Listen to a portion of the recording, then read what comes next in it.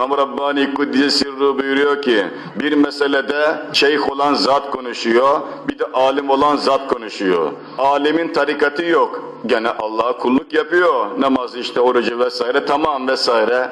Ama öbürü tarikatlı, onun da ilmi yok. Ama iyi ders yapıyor, iyi muntazam gidiyor, has gidiyor vesaire. Sultan diyor ki bir meselede şeyh diyor ki olmaz, caiz değildir. O fakih olan zat ilmi fıkıhta peki pişmiş, ayetlerin, hadislerin, nasların altında ezilmiş olan diyor. O adam var ya, hoca peki, o ise diyor ki yo öyle değil, fetva budur, yecuz, caizdir. İmam Rabbani diyor ki kimin diyor fetvasını alacağız diyor.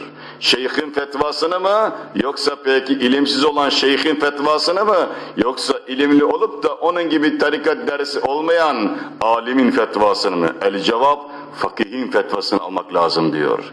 Fıkhı bilen alimin fetvasını almak